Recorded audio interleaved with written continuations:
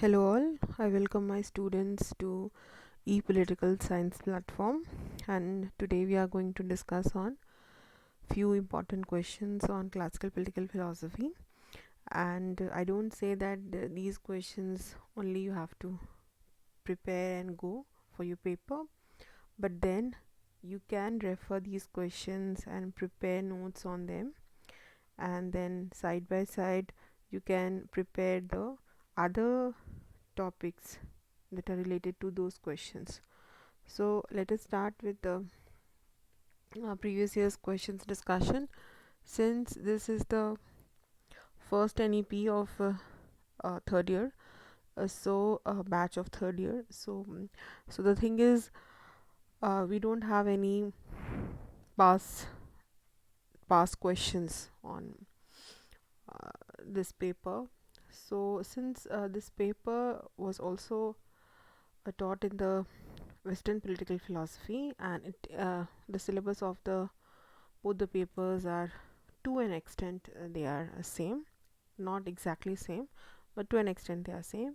So I could jot down few questions which are many times repeated, and they are very important from the point of view that these concepts and the theories in each and individual political philosopher's thought, they hold certain importance, and they have more importance.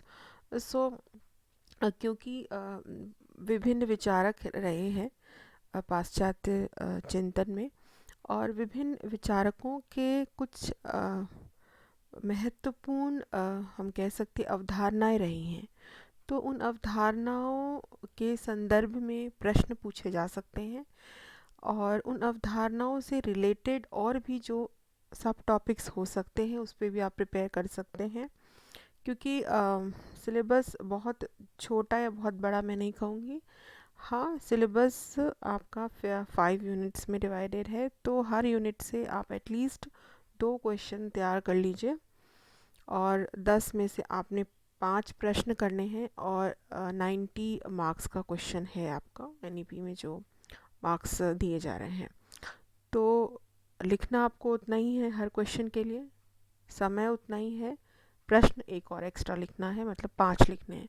तो that means कि आपको balance करके time management का बिल्कुल ध्यान रखना है कि आप 3 घंटे तो मैक्सिमम आप 35 मिनट दे सकते हो एक क्वेश्चन के लिए। तो मैं बस यही कहूँगी कि आप जितने भी क्वेश्चंस अटेम्प्ट करें, ध्यान से अटेम्प्ट करें, पढ़ के अटेम्प्ट करें। So let us start with the first question, that is discuss the concept of text and interpretation. ये पहले यूनिट में है, पाठ और व्याख्या की अवधारणा पर चर्चा करें। तो पहले यूनिट का टॉपिक टेक्स्ट एंड इंटरप्रिटेशन है, क्लास में भी करवाया मैंने, और मैंने बताया है कि किस तरह से हम टेक्स्ट को एक्सप्लेन करेंगे, और टेक्स्ट के जो डिफरेंट स्कॉलर्स हैं जिन्होंने टेक्स्ट पे बात की है, टेक्स्ट डिफरेंट जो टेक्स्ट हैं, जो क्लासिक टेक्स्ट हैं जिसे हम कालजयी रचना कहते हैं, तो वो कौन कौन से हैं और क्या उनके रेलेवेंस हैं, किस तरह से हम उनको व्याख्या हम क्यों करते हैं, व्याख्या का क्या महत्व है। तो और व्याख्या से रिलेटेड बहुत सारे जो इम्पॉर्टेंट बिंदुएं हैं उनको मैंने एक जो हमारा प्लेलिस्ट बना है क्लासिकल फ़िलासफ़ी का, उसमें मैंने इस पर वीडियो बनाया है। तो आप डिटेल्स में जाके text and interpretation, text and context को आप देख सकते हैं, व्यू कर सकते हैं, और उसमें से आप इम्पॉर्टेंट पॉइंट्स नोट डाउन कर सकते हैं। दूसरा जो प्रश्न है वो है critically analyse Plato's theory of justice. क्योंकि जो ग्रीक सिटी स्टेट्स रहा उसमें जो प्रमुख जो चिंतन और चिंतक रहे वो प्लेटो और अरस्तु रहे। तो प्लेटो का जो विचार है बहुत ही महत्वपूर्ण हो जाता है। तो इसमें प्लेटो के न्याय के सिद्धांत का आलोचनात्मक विश्लेषण करना है आपको। तो न्याय, आपको पूरा न्याय का सिद्धांत बताना है, न्याय के सिद्धांत क्यों उन्होंने बताए, क्यों इम्पोर्टेंट है, ठीक है, क्या थ्योरी उन्होंने दी न्याय के संदर्भ में, और किस तरह से हम उसकी जो है हम कह सकते हैं सीमाएं हैं, क्या आलोचनाएं हैं, और क्या फ्यूचर रेलेवेंस क्या है उनके जो न्याय सिद्धांत का है। तो वो आप सारा कुछ इसमें डिस्कस कर सकते हैं, क्योंकि क्रिटिकली है तो फोकस ध्यान रखना है कि क्रिटिसिज्म हम थोड़ा विस्तार से लिखें, थोड़ा हम डिटेल्स में अच्छे से एक्सप्लेन करें अपने लैंग्वेज में। Then Plato is the forerunner of fascism. Explain. Plato फासीवाद का अग्रदूत रहे, व्याख्या कीजिए। तो क्योंकि प्लेटो को फासीवाद का जो अगर विचारक हम कह रहे हैं या मान रहे हैं, जो भी है वो एक जो है हम कह सकते हैं कहीं ना कहीं कॉन्टेस्टेबल मुद्दा है, और हम अगर इसको मानते हैं और नहीं मानते हैं, दोनों ही बातें हैं, तो हमें कहीं ना कहीं पूरे उनके थॉट प्रोसेस में जो भी फासीवाद से रिलेटेड कोई अवधारणाएं या कोई बिंदु या कोई संदर्भ दिखता है, तो उसको हम समझा सकते हैं, जैसे कि हमने किया हुआ भी ऐसे। तो आप इसका जो प्रश्न का उत्तर है ध्यान से अच्छे से और फासीवाद के संदर्भ में, फासीवाद क्या होता है पहले उसको समझ के फिर तब इस प्रश्न का उत्तर करें। और एक और बात जो मैं यहाँ बताना चाहूँगी, जो भी स्टूडेंट्स आंसर लिखते हैं, पॉइंट्स में बोला जाता है कि आप मैक्सिमम पॉइंट्स लिखें, पर इसका मतलब ये नहीं है कि आप 20-30 पॉइंट्स एक क्वेश्चन के अंदर लिखें।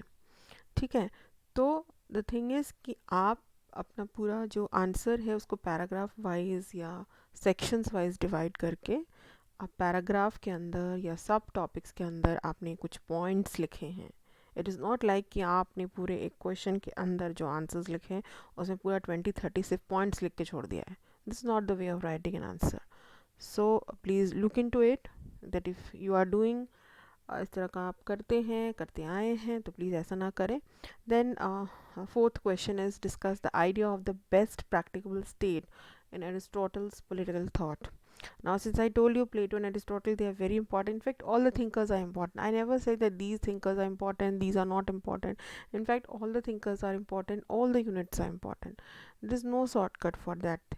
But the thing is, since we have to prepare and we have many other papers to prepare, so we cannot just uh, prepare all the topics, all the subtopics. So we have to be selective. So that is the reason that we need to strategize our study process. So अरस्तु के विचार में सर्वोत्तम राज्य के विचार की चर्चा करें। तो जो सर्वोत्तम राज्य या आइडियल स्टेट जिसे उन्होंने माना या वो कह रहे हैं, क्यों कह रहे हैं, उसको कहने से क्या हो रहा है, तो ये सारी बातें तो इसमें विस्तार से आप चर्चा करेंगे। कुछ आलोचना भी है अगर तो लिख सकते हैं, पर डिस्कस वाले जो क्वेश्चन है उसमें आलोचना अगर हम बहुत ही कम 1-2 लाइन में ही अगर हम लिखें तो ज़्यादा अच्छा रहेगा, क्योंकि इसमें हमें विस्तार से आलोचना लिखने की कोई ज़रूरत नहीं है। फिर है Machiavelli is the first modern thinker, evaluate the statement. Machiavelli प्रथम आधुनिक विचारक रहे, इस कथन का मूल्यांकन कीजिए। तो ये जो मैकियावेली की जो पूरा फ़िलॉसफ़ी है उस पे भी मैंने वो बनाया हुआ है, वीडियो बनाया है। और क्योंकि ये क्यों उनको फर्स्ट मॉडर्न थिंकर बोला जाता है, किस तरह के इन्होंने ऐसे विचार दिए जो मॉडर्निटी से कनेक्ट करते हैं, ठीक है, क्या क्या नवीनता इन्होंने दी पूरे के पूरे पॉलिटिकल सिस्टम में, सारी बातें जो है आपको वो वीडियो प्लेलिस्ट में मिल जाएगा। आप जाके उसको व्यू करके और फिर आप अपने नोट्स बना सकते हैं, और बाकी किताबें तो आप पढ़ ही रहे होगे इसके लिए। Then explain Hobbes's social contract theory. Hobbes के सामाजिक अनुबंध सिद्धांत की व्याख्या करें। अब यहाँ पे जो कई बार इस क्वेश्चन में सोशल कॉन्ट्रैक्ट वाली जो भी थ्योरी है, चाहे हॉब्स की है चाहे लॉक की है, रूसो तो है नहीं सिलेबस में आपके, तो जब आप इस तरह से सोशल कॉन्ट्रैक्ट की थ्योरी लिखते हैं तो मैंने क्लास में बताया है कि सोशल कॉन्ट्रैक्ट थ्योरी आया कैसे। सीधे आप सोशल कॉन्ट्रैक्ट से नहीं शुरू हो जाएंगे। Social contract the thing is कि बैकग्राउंड हाउ सोशल कॉन्ट्रैक्ट, तो स्टेट ऑफ नेचर और उससे रिलेटेड जितने भी चीज़ें हैं, ठीक है, वो सारी चीज़ों का, नेचुरल लॉ, नेचुरल राइट्स, ये सब जो भी उन्होंने बताए हैं, फिर क्यों सोशल कॉन्ट्रैक्ट करना चाहिए, सोशल कॉन्ट्रैक्ट क्या परफेक्ट है, क्या उन्होंने कोई रिवोल्ट करने का जो आधार डिस्कस किया है अपने पूरी थ्योरी के अंदर या नहीं दिया है जो भी कॉन्ट्रैक्ट कर रहे हैं मेंबर्स।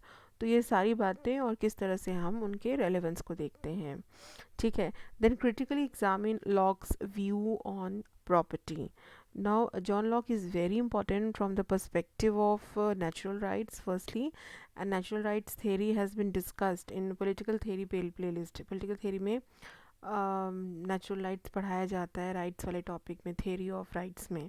तो वहाँ पे नेचुरल राइट्स पूरा डिटेल में डिस्कस है। नेचुरल राइट्स क्या है, कितने प्रकार के हैं, नेचुरल राइट्स क्यों महत्वपूर्ण है, नेचुरल राइट्स की क्या विशेषताएं हैं, नेचुरल राइट्स की क्या सीमाएं हैं, नेचुरल राइट्स का क्या महत्व है, समकालीन कैसे हैं महत्व को देखते हैं। तो ये सारी बातों को मैंने विस्तार से लिखा है, प्लीज़ आप इसको भी नेचुरल राइट्स थियरी को वो देख सकते हैं वहाँ पे जाके, क्योंकि संपत्ति पर लॉक के विचारों का आलोचनात्मक परीक्षण है ये। Then Locke is the father of liberalism explain. Locke उदारवाद के जनक उनको कहा जाता है। तो ऐसा क्यों कहते हैं, इसकी पूरी व्याख्या करनी है। तो हम जब व्याख्या करेंगे तो इसके अंदर सिर्फ और सिर्फ हम कोई एक थियरी नहीं बताएंगे, हम ओवरऑल बात करेंगे इसमें कि लॉक के जो विचार हैं उसमें किस तरह से हम जो मार्केट का इम्पोर्टेंस है, स्टेट का इम्पोर्टेंस है, लिबरलिज्म, जो लिबरलिज्म के जो आइडियोलॉजी हैं, जो टेनेंट्स हैं, जैसे प्रॉपर्टी का भी इम्पोर्टेंस है, उसको देखते हैं और सारे आप विस्तार से फिर लिखेंगे। देन है शॉर्ट नोट्स। शॉर्ट नोट्स जो है वो आपके लास्ट क्वेश्चन में आएगा, 10th क्वेश्चन होगा। तो इसमें आपको 4 शॉर्ट नोट्स होंगे जिसमें आपने 2 शॉर्ट नोट्स अटैम्प्ट करने हैं। दोनों के इक्वल ही मार्क्स होते हैं, 18 18.5 नंबर का होता है, तो दोनों को आप डिवाइड करते हो, हाफ हाफ में डिवाइड कर सकते हो। तो प्लेटोज़ थ्योरी ऑफ एजुकेशन पे आप तैयार कर लो, प्लेटो के जो शिक्षा का सिद्धांत है। तो एक चीज़ और, जब हम शॉर्ट नोट्स लिखते हैं, क्योंकि शॉर्ट नोट्स में समय हमारा डिवाइडेड हो जा रहा है, क्योंकि एक क्वेश्चन हम अटैम्प्ट कर रहे हैं और इसमें एक और सब टॉपिक्स मतलब दूसरा भी हमें करना पड़ रहा है, तो हमें देखना पड़ेगा कि हम 15 मिनट्स में कितना लिख सकते हैं। तो मैक्सिमम हम 250 वर्ड्स या 300 वर्ड्स लिख पाएंगे। और हमें उसको बहुत अच्छे से, क्योंकि कई बार शॉर्ट नोट्स में हमें, क्योंकि ज़्यादा हमें चॉइस मिल रहा है, तो हमें मार्क्स ज़्यादा मिलने के भी चांसेस होते हैं कंपैरेटिवली लॉन्ग क्वेश्चन के। तो अगर हम ये अटैम्प्ट करें, अगर हम इसमें से प्रश्न हमें आते हैं तो हमें ये अटैम्प्ट करना चाहिए। तो प्लेटो का जो शिक्षा का सिद्धांत है, शिक्षा के बारे में उन्होंने बहुत कुछ बोला है, तो ये ध्यान रखना है, हमें थोड़ा ब्रीफ में से लिखना है, पर हमें सारे जो बिंदु हैं उसे मेंशन करते हुए लिखना है।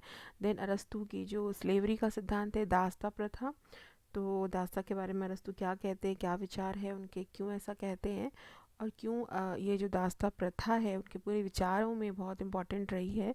क्योंकि ये ध्यान रखना है, क्योंकि वो कहते हैं कि some are born to rule and some are born to be ruled. ये बहुत अच्छी बात तो मैं ये नहीं कहूँगी कि अच्छी बात है, बट थिंग इज़ कि वो ये बात कहते हैं, और इसी से कहीं ना कहीं अरस्तु अपने जो स्लेवरी का जो पूरा सिद्धांत है उसको कहीं ना कहीं जस्टिफाई करने की कोशिश करती है। हालांकि वो जस्टिफाई होता नहीं है, और आज के संदर्भ में हम उसे जस्टिफाई नहीं कर सकते।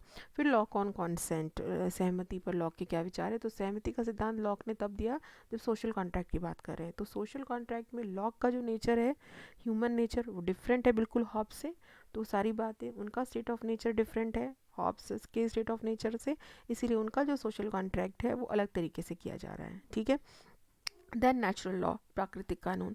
प्राकृतिक कानून बहुत इंपॉर्टेंट हो जाता है पूरा का पूरा, और ये प्राकृतिक कानून हॉब्स के व्यू में भी है, लॉक के व्यू में भी है। तो दोनों के व्यू में क्या मतलब है इसका, और किस तरह से वो एक्सप्लेन करते हैं क्यों नेचुरल लॉ इम्पॉर्टेंट है पूरा का पूरा स्टेट ऑफ नेचर के अंदर। तो ये सारी बातें आपको इसमें लिखनी है।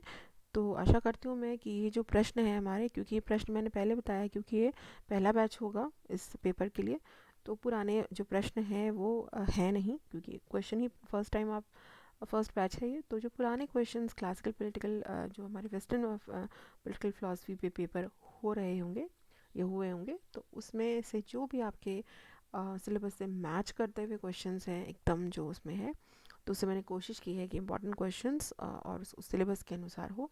तो ये आप प्लीज़ को रेफ़र कर लीजिए, और इससे रिलेटेड जो भी मैंने बताया इन्फॉर्मेशन उसको ग्रैब करने की कोशिश कीजिए और रिवाइज़ कीजिए। Have a nice day, thank you.